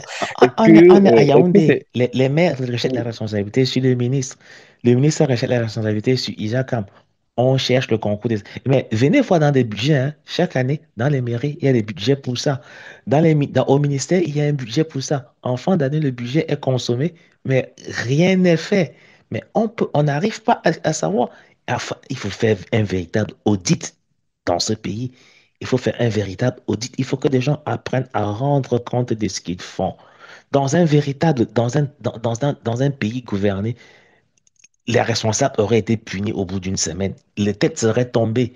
Mais comme on a l'habitude, comme de faire tout ce qu'on veut, tout à l'heure dans ton propos d'entame, tu disais, dans ce sujet, l'introduction de ce sujet, tu disais, à Baganté, elle était maire, la ville la plus propre. Mais aujourd'hui, on a l'impression que tout le monde se conforme un petit peu à l'essai du professeur John Mwele de la médiocrité à l'excellence De plutôt. la médiocrité à l'excellence. Mais là, on se conforme de l'excellence à la médiocrité. Une fois qu'on entre au RDPC, ou bien une fois qu'on entre dans l'appareil d'État, on est phagocyté, on a d'autres ambitions. Quand il fallait construire des gares pour les mototaximans à Douala et le filmer en Mondovision, on est super content. Et pourtant, des gens vivent les gens vivent les populations croulent sous des poubelles. Et parce que ces ministres chez eux, ils ont un petit peu tout, les désinfectants qui vont avec, ils vont se sentir à Paris, ils n'ont pas de problème. Ouais, c'est vrai qu'il y a aussi des petites curiosités que l'on a observées pendant cette période où toute la ville de Yaoundé est plongée sous les immondices. On a vu un challenge juste comme ça, c'est Piro qui a commencé à faire la une de la toile. On a vu des jeunes pour dénoncer à leur manière, parce qu'on se dit souvent, on ne dénonce pas assez. On a vu des jeunes commencer à se filmer devant les tas d'ordures, se filmer devant plusieurs tas d'ordures et commencer à envoyer des photos sur Internet. Et comme par magie, il y a certaines mairies qui ont envoyé des caterpillars commencer à retirer les ordures, même si on va dire que sur une commune, sur 7, c'est rien. Mais on a l'impression qu'il y a encore beaucoup trop à faire. Est-ce que c'est l'argent qui manque? C'est pire. CW, oui, CWK, je ne dirais pas que c'est l'argent qui manque. En fait, il y a plusieurs raisons à la situation qui prévoit actuellement à Yaoundé. D'abord, au niveau de qui fait quoi. Quand je disais dans mon point introductif dans ce sujet que l'État a échoué, je voulais soulever le fait qu'on ne sait pas qui fait quoi. Dans la gestion des ordures au Cameroun, nous avons des ministères, notamment le ministère de l'Habitat, du Développement urbain, puis le ministère, le MINEPED, ça se dit ministère de l'Environnement, de la Protection de la Nature et du Développement durable. Nous avons deux ministères. Qui fait quoi des deux ministères? Ensuite, vous avez le super-maire à Yaoundé et toutes les communes qui sont en dessous. L'un te dira, non, ça, c'est pas ma compétence, c'est plutôt de la compétence de l'autre. Peut-être le maire de Yaoundé vous dira que la voirie, les routes nationales, c'est pas de son ressort. D'accord? Ou déjà, c'est pas moi qui gère les autres routes nationales, c'est peut-être le ministère. Tu vas lui dire, mais dans les marchés, les poubelles là, pourquoi ils vous diront qu'il n'a pas de budget? Donc là, vous avez dans le ministère aussi des marchés publics qui entrent dans la danse parce que monsieur le super-maire, Luc Messia Tangana, disait que le contrat de Isakam est arrivé à son terme. Sans qu'on ait un signé un nouveau contrat avec un nouveau prestataire ou même projet le contrat d'Isakam. Donc là, il accuse carrément le ministère des marchés publics. Il vous dit aussi qu'il y a un déficit de 16 milliards pour gérer la voirie urbaine, le ramassage des ordures dans la ville de Yaoundé. Qu'est-ce qu'il accuse à ce moment-là? Il vous dit on ne décaisse pas l'argent, donc ah, c'est pas moi, il se lave les mains. On avance, le peu qu'il doit faire, il ne fait pas, mais il accuse les autres. Il accuse carrément les autres. Isakam, quand Isakam, qui vous dit bien, il faisait avant, mais est-ce qu'on a revu à la hausse, puisque Yaoundé est une ville qui est en train de connaître une extension très rapide. Yaoundé va bientôt toucher au bas là. Nous sommes d'accord. Quand les populations arrivent, si on avait fait des projections, on aurait su qu'en 2024, si on avait peut-être que 4 millions, ils seront peut-être que 6 millions. 6 millions d'individus, c'est des ordures en plus. L'État n'a pas pensé, l'État ne se projette pas parce qu'il ne travaille pas. Les ordures ont augmenté. Ici à Douala, j'étais dans un cabinet, on faisait une étude là-dessus et le monsieur, l'avocat qui tenait l'étude, en fait, qui avait gagné ce marché, nous expliquait que Isakam, l'argent qu'Isakam reçoit, Isakam doit ramasser un nombre de tonnes. Peut-être, on va dire, 1600 tonnes par jour à Douala. Or, Douala produit pas seulement 1600 tonnes d'ordures. Donc, c'est que ces camions ont fait peut-être tout. Ils s'arrêtent. Après, qui s'occupe du reste? Les mairies, Mais elles ne déjà bougent que pas. Isaac, même quand il ramasse tout le montant pour lequel il est payé parce que il y a un tonnage, c'est ce que les gens ne savent pas. Il y a un tonnage Oui, il y a un tonnage. c'est-à-dire quand il ramasse, ils viennent, on se rassure. Est-ce que c'est le tonne, le nombre de kilos que le camion devait ramener? Et généralement, quand les gars ont réussi à ramener le nombre de kilos qu'ils veulent, ça va. Ils ne font pas plus. Voilà, vous voyez, on a ce problème-là. Souvenez-vous, il y a quelques temps à Douala, on a vu ce problème à Douala. quand Isaac a dit, vous ne me payez pas, j'arrête de travailler, qu'est-ce que le super maire a fait? Il est parti prendre des camions un peu partout, les gars ont ramassé les ordures. Ils sont allés pour verser à la décharge. Isaac a fermé la décharge. Il leur a dit, cette décharge, moi, je la loue. Allez verser vos ordures où vous le aussi. Donc, vous voyez, le super maire n'a même pas d'espace où il peut jeter ses ordures. Il n'a plus une décharge. Donc, on ne sait pas qui fait quoi. Ce problème-ci, il est à l'image de notre système. Personne, tout le monde est compétent, personne ne fait rien. Non, Ça veut dire, tout le monde est compétent et personne ne fait rien. En tout cas, personne ne voilà fait, qui est. personne ne fait rien. Donc, nous sommes dans un mêlé-mêlé. On ne sait pas vers qui se tourner dans cette affaire. Vous avez plus de 4 ministères qui sont pris dans ce truc, dans cette affaire de gestion d'ordures. Il y a des communes, il y a le super maire, tous là, mais on ne sait pas qui fait quoi et qui devrait faire quoi. Et ça nous expose à tout ce qu'on voit là. Yaoundé, qui va venir à Yaoundé passer ses congés pour le tourisme. Ça impacte sur beaucoup d'activités. On parle des problèmes, on ne voit pas la portée. On ne voit pas la portée. Donc, c'est très grave. Comme j'ai dit, ils ne feront pas mieux. Ils ne feront pas mieux. Ils ont atteint leur plafond de verre. Oh, Bavada, ils ne D'accord. feront pas. Et quand même, une question quand même qui mérite d'être posée, c'est Pierrot. Est-ce que quelque part, non, la question n'est pas posée à Sepiro. C'est ton propos qui me fait naître cette question-là, mais je la poserai plutôt à Chicharito. Est-ce que quelque part, on va pointer le fait que pendant plus de 40 ans de gouvernance, RDPC n'est pas réussi à gérer la poubelle, mais il y a une autre question qui me vient à l'esprit. On parle aussi du FECOM quand même. Le FECOM qui est l'instance qui, avec beaucoup d'argent, parce qu'on sait que le FECOM a beaucoup de sous, qui octroie de l'argent à toutes les communes et chaque commune devrait estimer, d'après le nombre d'habitants qu'elle estime avoir, si on sait qu'on a peut-être 5 millions d'habitants pour la commune de Yaoundé 4, est-ce qu'on ne devrait pas penser aussi en tant que communauté urbaine de Yaoundé 4 à dire, demander au FECOM un financement conséquent? Est-ce que ce n'est pas cette politique intercommunale qui est mal gérée aussi, Chicharito? Non, non. Pour moi, non. Pour moi, c'est vraiment un problème. euh, c'est un peu ce que j'ai dit à l'entame, hein. C'est un problème au final, comme c'est pire, là, résumé, on ne sait plus qui fait quoi. Parce que même si tu dis, comme tu poses la question par rapport j'ai envie de jouer un peu, dire ça autrement, au dimensionnement de la population, entre guillemets, ça, ce n'est pas le ressort de la commune.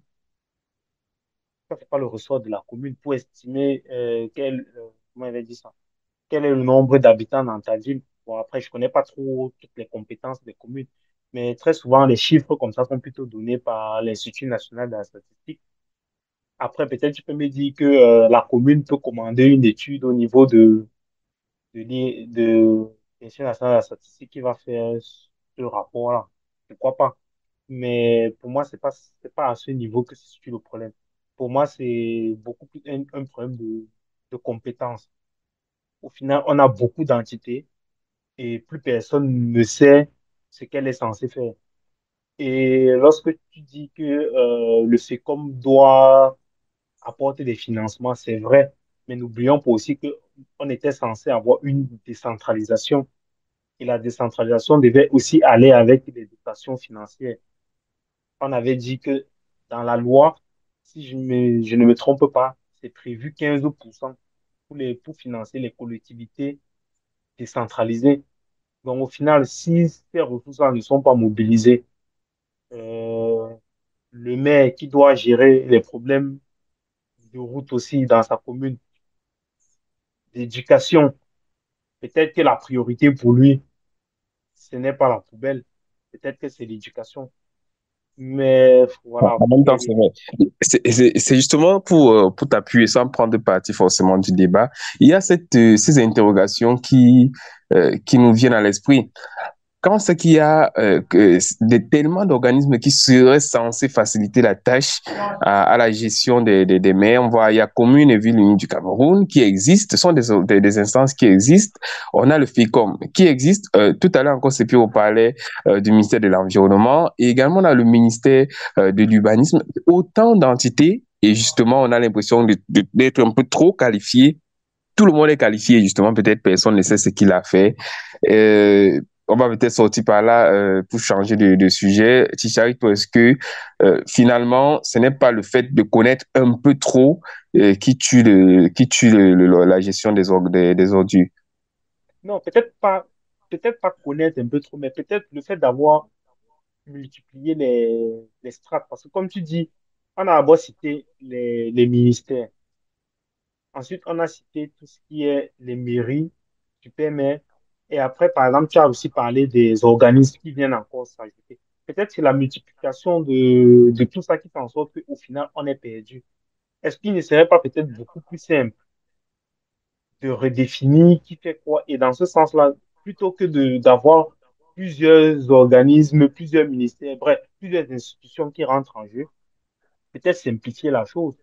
Partir peut-être d'un ministère et arriver, par exemple, immédiatement aux mairies, ou alors tout simplement aller, comment il a dit ça, déléguer cette tâche-là aux mairies, puisque au final, quand on parle des ordures, et on parle des ordures dans une ville, donc pourquoi ne pas remettre ça directement, cette compétence-là au maire et pas au super maire. Je dis bien La au maire. Et, décentralisation. vas-y, c'est pire, excuse. Décentralisation. Oui, décentralisation, cette fois-ci effective. Donc, voilà. Voilà ce que je peux dire pour aller un peu vite sur le sujet. Bon, c'est vrai que parler de décentralisation effective, on a l'impression que c'est encore une utopie au Cameroun. Sinon, on espère la voir être réalisée avec tout ce qui est mis en place au fur et à mesure. Alors, on va parler d'autres choses à présent. Juste pour rajouter, si vous le permettez, D'accord, d'accord, Joe. juste pour rajouter, on a assez tiré sur l'État, les communes, Isaac, mais il faudrait aussi qu'on puisse sensibiliser les populations sur la gestion des déchets. Des fois, on trouve des bacs à ordures qui sont vides et des déchets sont jetés par terre.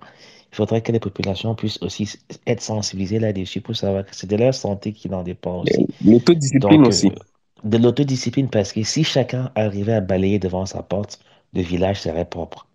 C'est pas faux ce que tu dis, Joe, mais Ça, c'est clair. quand on regarde le challenge photo, tu vois bien que c'est pas une histoire juste d'un bac, hein.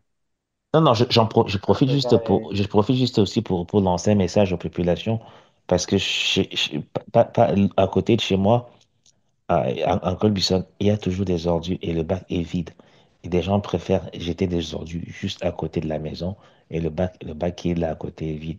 J'ai dû plusieurs fois, interpeller Isaac Camp pour qu'ils viennent pour leur avoir donné quelque chose, balayer les ordures. Donc, c'était juste un appel aux populations de s'auto aussi discipliner. Mhm.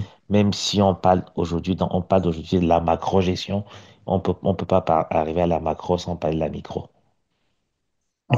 C'est clair. Alors, il y a quand même juste pour sortir, hein, ça me permet de voir un petit exemple venant de la France.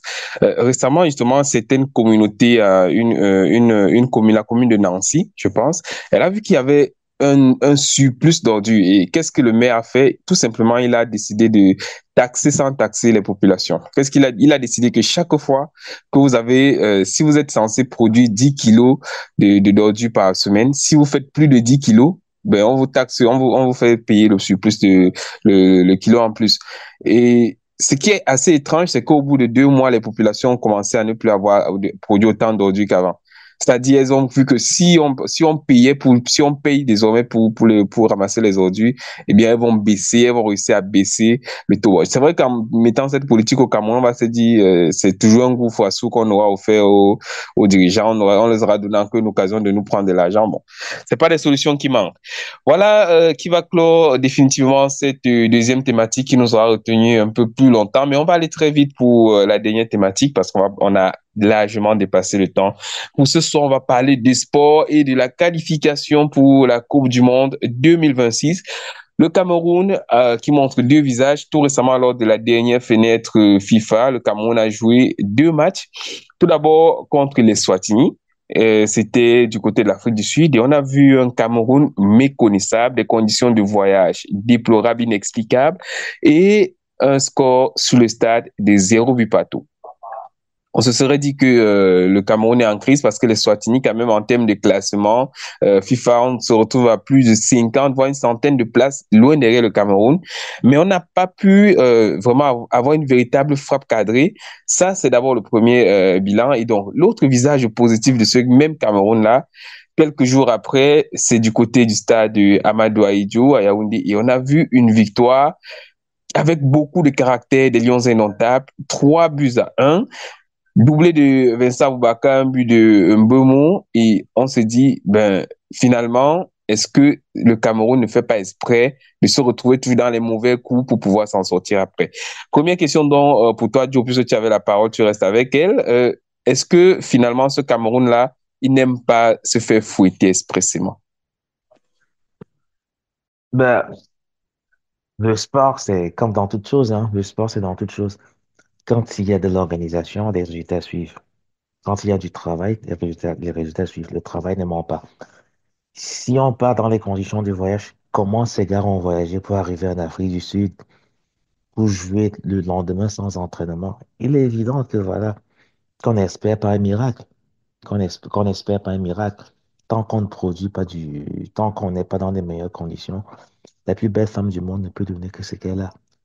Après, maintenant, voilà, on retombe dans les guéguerres qui ont toujours hésité. À qui la faute? Qui a fait quoi? Qui a fait quoi?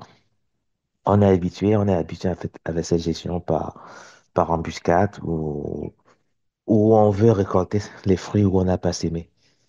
Et je reste cohérent avec moi-même en disant que le football, c'est l'opium du peuple. Ça, voilà, ça, qu'il gagne ou qu'il ne. Voilà, je dis, c'est un peu l'opium du peuple. C'est un peu ça qui nous permet de cacher la vérité, nous détourner de nos véritables combats. Donc, voilà, le Cameroun aime être dos au mur, comme on dit souvent, pour réagir. Espérons qu'ils iront jusqu'au bout de leur aventure. Voilà, il y a encore quelques matchs qui se joueront vers le mois de septembre. Il y a un match amical en juin, si le Cameroun négocie un match amical, mais il y a d'autres matchs qui auront lieu normalement pendant le mois de septembre. Mais la prochaine question aussi pour toi, Chicharito. Le Cameroun a été habitué ces derniers jours à voir ce petit choc entre le ministère et la FECAFOOT.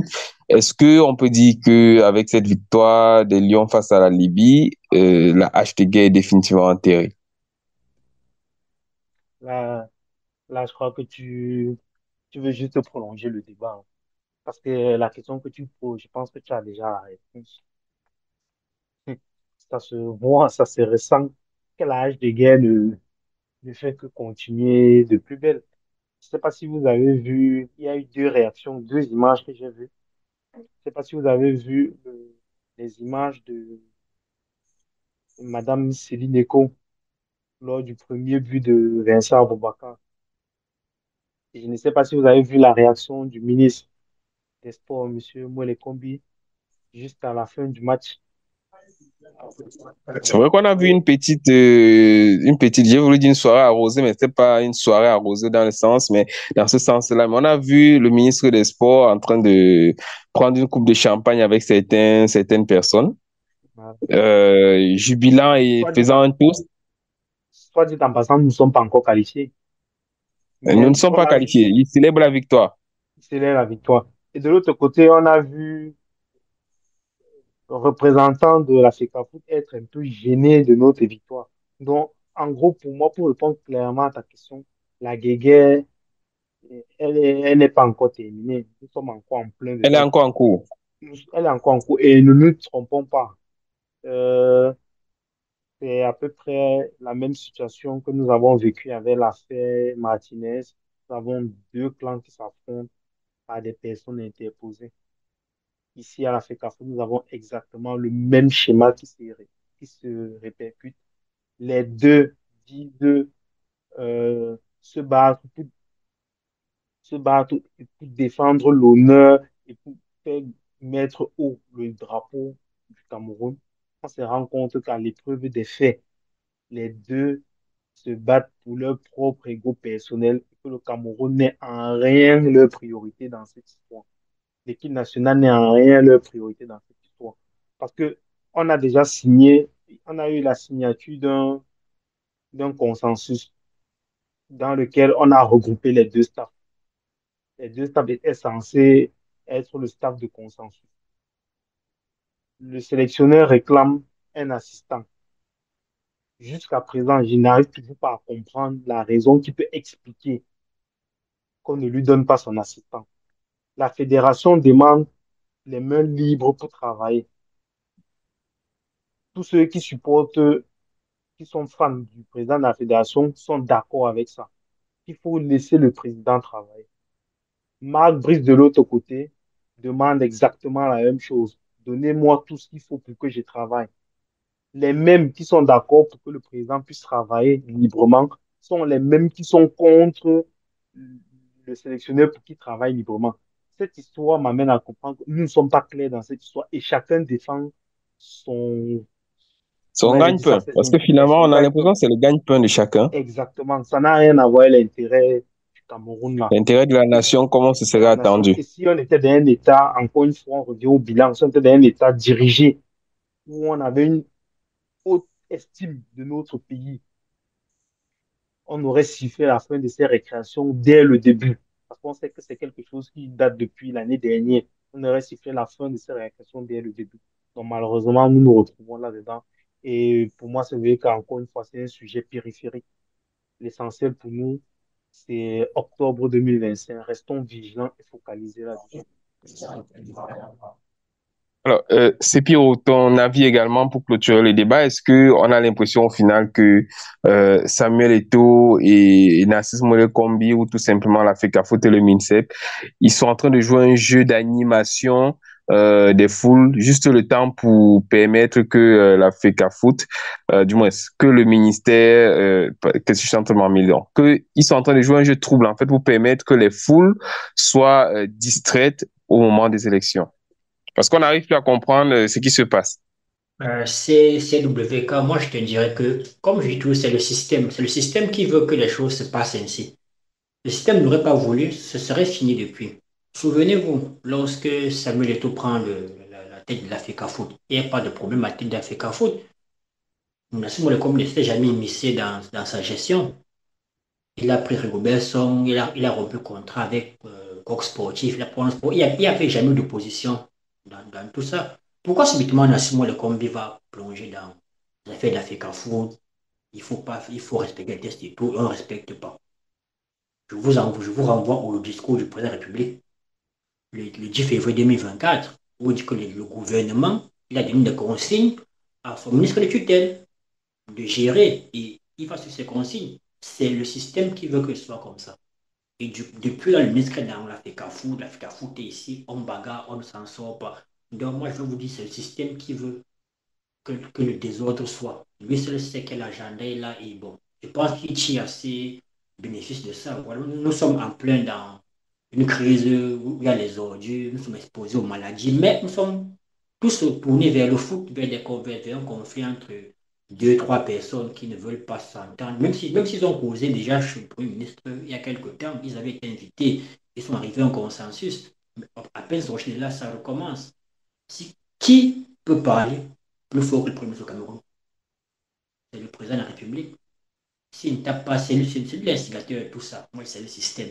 Pour moi, c'est le système. Ça vient de lui. Et comme je dis, pour le cas présent, si tu ne poses pas la question, c'est Paul Biya. Le désordre permet qu'il ne fasse pas un bilan, que le peuple ne se tourne pas vers qu'est-ce qu'il a fait pour qu'on le vote à nouveau ou qu'on ne le vote pas. Ils sont en train de nous embrouiller. C'est ce que je vais dire. Oui, oui, pour compléter, pour apporter de l'eau au moulin de Sepiro. Uh-huh. Et ce que disait Chicharito tout à l'heure, on en revient à la même problématique. Peu importe l'angle sous lequel, peu importe le prisme sous lequel on veut lire le Cameroun, on en revient à la même problématique. Il y a certaines personnes qui ont pris en otage ces pays et qui se battent pour leurs propres intérêts. Que ce soit au sommet, on sent il y a deux clans qui s'affrontent, quels que soient les sujets, ils ne sont jamais d'accord.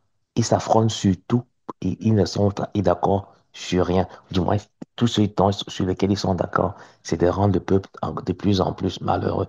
Donc, quel que soit le bord par lequel on prend l'affaire, le Cameroun est le Cameroun en soi est pris en otage. Et l'intérêt du Cameroun, c'est la dernière des choses qui est mise en avant. Les gens se regardent entre eux. tel se positionne, je fais ceci, cela. Et ça revient aussi à ce qu'on disait tout à l'heure. On n'est pas dans des structures où on a voulu des institutions fortes. On a voulu une personne forte qui fait ce qu'elle veut, et qui fait la pluie et le beau temps. Il aurait suffi que cette personne siffle la fin du jeu. Mais non, comme ça peut distraire la population pendant cette année électorale, on laisse perdurer cette situation pour comme si on avait lancé un os au chien qu'il ronge pendant que le maître fait autre chose. Nous sommes focalisés à parler de cette guerre-là. On nous crée des fausses guerres qui nous occupent pendant que les vrais sujets, on n'en parle pas. Donc, c'est un peu un jeu de marionnettes et c'est dommage. Hmm. Simplement, on dit on a l'impression que les gens sont en train de blaguer avec le soft power du Cameroun parce que quelque part, la diplomatie camerounaise en matière de sport a toujours été assez convaincante et bien, peut-être on est en C'est train encore le d'assister à seul une point, c'est encore le seul point par lequel on brillait. On a des intellectuels et qui on unissait encore tous exporte. les Camerounais. Oui, mais aujourd'hui, on arrive on détruit un peu tout ça. Parce que c'est le seul moment où vous verrez des partisans de, que ce soit Maurice Kamto ou bien Cabral Libi ou même encore de Paul Biya être dans une même équipe parce que d'aucuns vont dire, bon, moi je suis pro Eto'o, même si je suis pro Kamto et pro CC. Pour un moment, on les verra être ensemble. Mais bref, on va dire simplement que aussi bien ça unit c'est les cœurs, mais ça désunit aussi beaucoup d'autres parties de la nation. Alors, merci messieurs d'avoir pris part à cet échange. Et j'ai envie de dire d'abord merci à toi, Sepiro, pour ta disponibilité, une fois encore pour la qualité de tes analyses. Merci CWK et merci à tous les co-panélistes. Ça fait un bon moment. Merci également à toi, Joe. Tu nous as rejoints et tu n'as pas attendu que l'on parte loin. Tu as donné des analyses toujours brillantes comme toujours et on se demande combien de cœurs de femmes seront encore tombés. Pas seulement sur la voix, mais également sur la qualité de tes analyses. Merci également pour ta disponibilité.